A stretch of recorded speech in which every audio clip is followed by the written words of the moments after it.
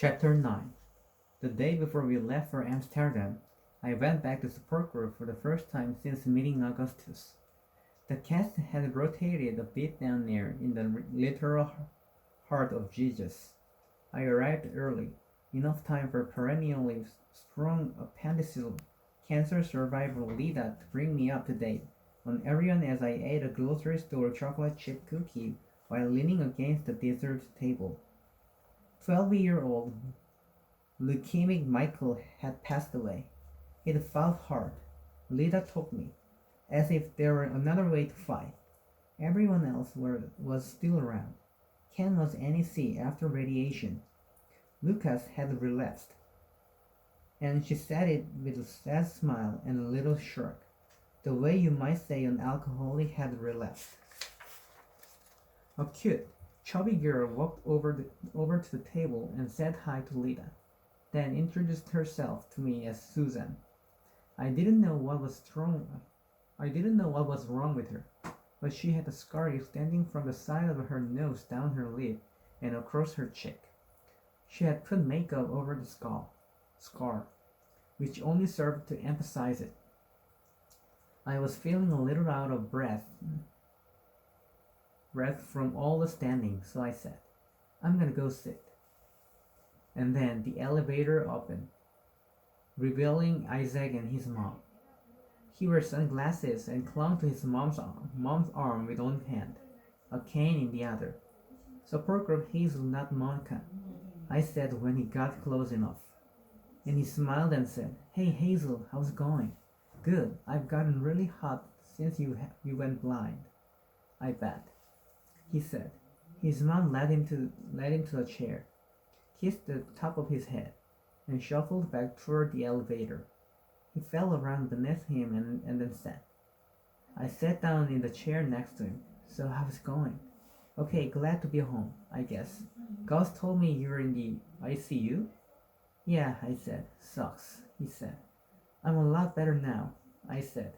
I'm going to Amsterdam tomorrow with Gus. I know, I'm pretty well up to date on your life, because Gus never talks about anything else. I smiled. Patrick cleared his throat and said, If we could all take a seat. He caught my eye. Hazel, he said, I'm so glad to see you. Everyone sat and Patrick began his retelling of his balllessness, and I fell into the routine of support group, communicating through signs with Isaac, feeling sorry for everyone in the room and also everyone outside of it, zoning out of the conversation to focus on my breathlessness and the aching.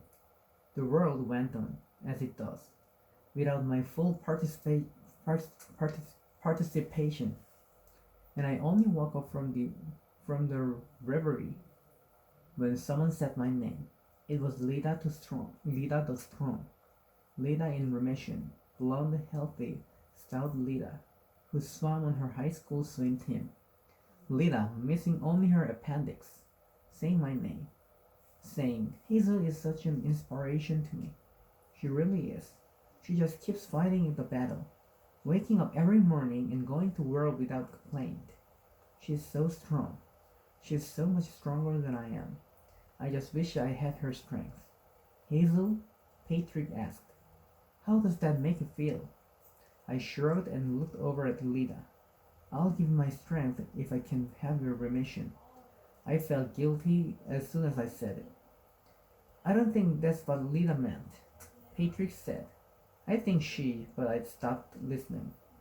After the prayers for the living and the endless litany of the dead, with Michael tacked on to the end, we held hands and said, Living our best life today. Lida immediately rushed up to me full of apology and explanation, and I said, Oh no, it's really fine, waving her off, and I said to Isaac, Care to accompany me upstairs? He took my arm, and I walked with him to the elevator, grateful to have an excuse to avoid the stairs.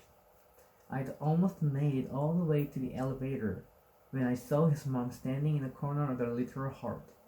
I'm here, she said to Isaac, and he switched from my arm to hers before asking, You want to come over? Sure, I said. I felt bad for him, even though I hated the sympathy people felt toward me. I couldn't help but feel it toward him.